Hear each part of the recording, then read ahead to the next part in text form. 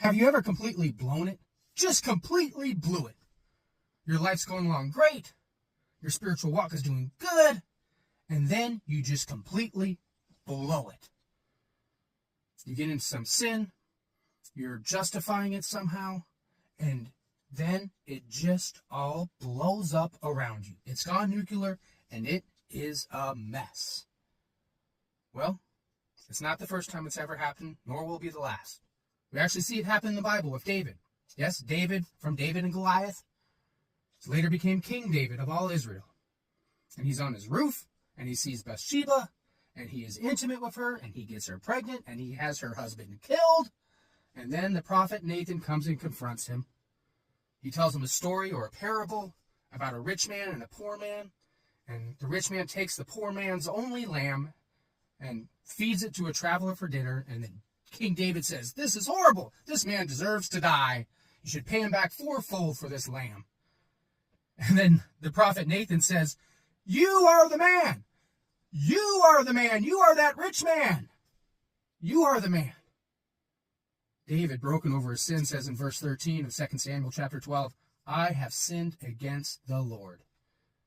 And then we see this prayer in Psalm 51 from David. It starts off in verse 2, "Wash me from my iniquity, cleanse me from my sin."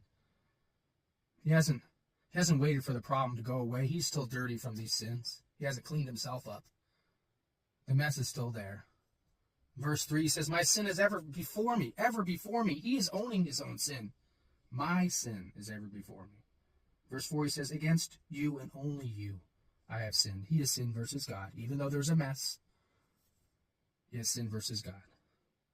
Verse 9, he says, "Hide your face from my sins. Blot out my iniquities." David asked for forgiveness from his sins.